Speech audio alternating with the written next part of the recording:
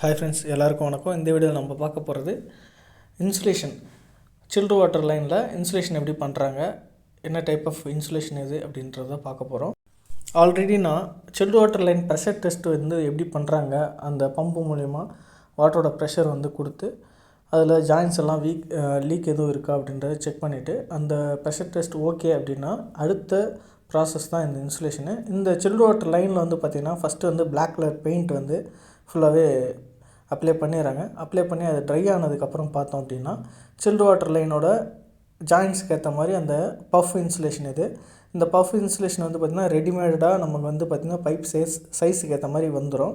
அதை வந்து அந்த லொக்கேஷன் ஜாயின்ட்ஸுக்கு ஏற்ற மாதிரி கட் பண்ணி மாடிஃபை பண்ணி டைட்டாக வந்து அதில் ஃபிக்ஸ் பண்ணுறாங்க. ஃபிக்ஸ் பண்ணுறதுக்கு முன்னாடி வந்து பார்த்திங்கன்னா நமக்கு அந்த பைப்லேயும் லைட்டாக தார் தடவிட்டு அந்த இன்சுலேஷன் மெட்டீரியல்லையும் வந்து பார்த்திங்கன்னா தார் அப்ளை பண்ணி நம்ம வந்து ப்ராப்பராக சீட் பண்ணிடுறாங்க.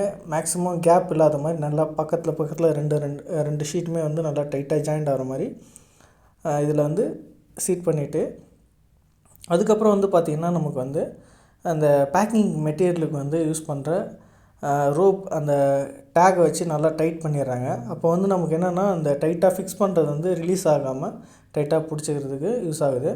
இந்த வியூவில் நீங்கள் பார்க்கலாம். இப்போ இந்த வீடியோவில் இப்போது நம்ம ஃபுல்லாக அந்த பைப்பில் வந்து பார்த்திங்கன்னா பெயிண்ட் அடித்ததுக்கப்புறம் ட்ரை ஆனதுக்கப்புறம் இப்போ இந்த ஃபிட்டிங்கை வந்து அதில் மேட்ச் ஆகிற மாதிரி ஒரு லொக்கேஷனுக்கு ஏற்ற மாதிரி கட் பண்ணி மேட்ச் பண்ணுறத.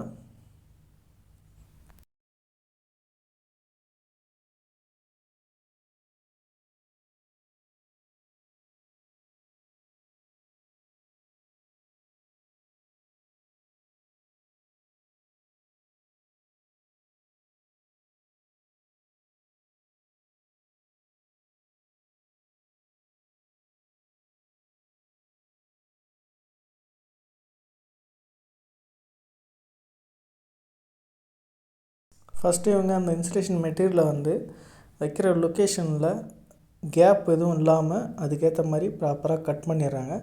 கட் பண்ணிவிட்டு அதை வந்து வச்சு டைட்டாக உட்காருதா ப்ராப்பராக, இல்லை கேப் எந்த இடத்துல இருக்கோ அதுக்கேற்ற மாதிரி கட் பண்ணிடுறாங்க. கட் பண்ணி ஒன்று வச்சு இதை மாதிரி வந்து பார்த்திங்கன்னா அப்படியுமே நமக்கு ஒரு 2 mm 3 mm, ஏன்னா அந்த மேனுவல் கட்டிங்னால கொஞ்சம் கிராஸ் வரும். அந்த மாதிரி கட்டிங் வர்றதை வந்து தார் இதை வச்சு என்ன பண்ணுவாங்கன்னா இந்த கேப் வந்து தாரை வச்சு ஃபில் பண்ணுவாங்க.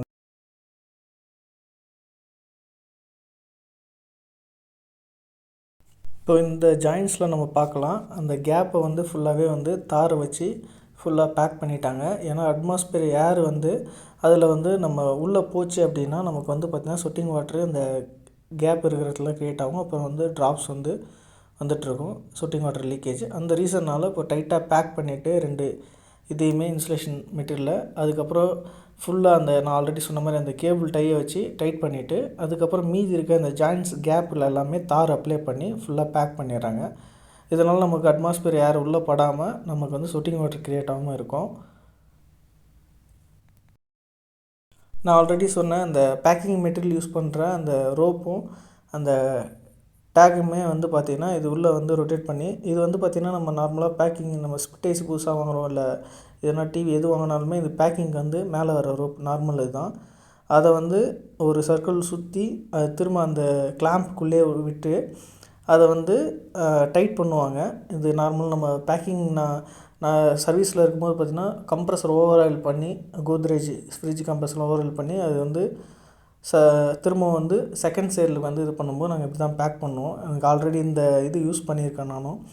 இது ஏன்னா பேக்கிங் வந்து நமக்கு ஹெவி லோடு இந்த மாதிரி இதுக்கெலாம் வந்து பார்த்திங்கன்னா இந்த மாதிரி பேக்கிங் மெத்தட் வந்து நமக்கு குவாலிட்டியாக இருக்கும். அது பர்பஸ்க்கு யூஸ் பண்ணுறாங்க. நீங்கள் பார்க்கலாம் அந்த கிளாம்ப் உள்ளே வந்து ஒரு சர்க்கிள் உள்ளே எடுத்து திரும்ப அது உள்ளே விட்டு வெளியே எடுத்துடுறாங்க. கிளாம்ப் வழியை எடுத்துட்டு நம்ம ஃபுல்லாக இதை வந்து கையிலே டைட் பண்ண முடியாது.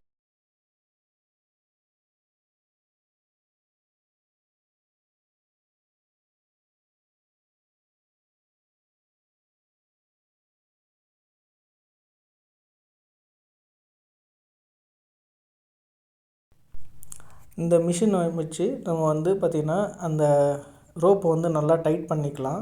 சீட் பண்ணிவிட்டு நம்ம ப்ரெஸ் பண்ணோம் அப்படின்னா நம்ம வந்து ரோப் வந்து ஃபுல்லாக டைட் ஆகிடும். இப்போ இந்த வீடியோவில் பார்க்கலாம். நம்ம இப்போ நல்லா அந்த இன்சுலேஷன் மெட்டீரியல் வந்து க்ரிப்பாக பிடிச்சிக்கும்.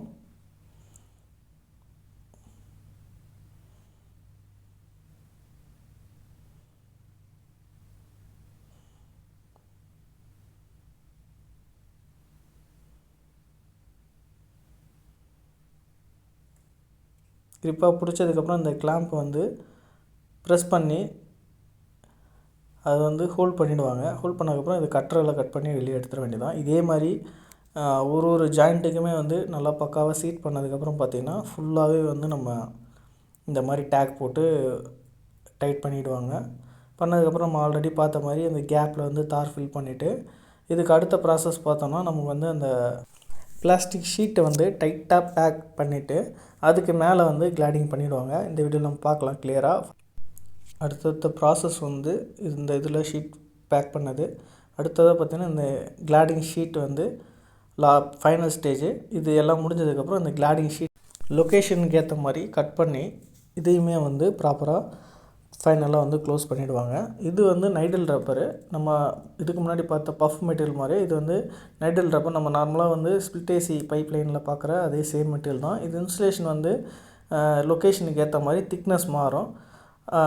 ஏன்னா அந்த கம்மியான திக்னஸ் போட்டோம் அப்படின்னா சொட்டிங் வாட்டர் க்ரியேட் ஆகுன்றதுனால ஒரு 100 mm 150 இதே வந்து சில் வாட்டர் பைப் லைன் சைஸுக்கு ஏற்ற மாதிரி மாறும். இந்த வீடியோ உங்களுக்கு பிடிச்சிருக்கும் நம்புகிறேன், புரிஞ்சிருக்கும்னு நம்புகிறேன். பிடிச்சிருந்தால் லைக் பண்ணுங்கள், ஷேர் பண்ணுங்கள், கமெண்ட் பண்ணுங்கள். தேங்க்யூ.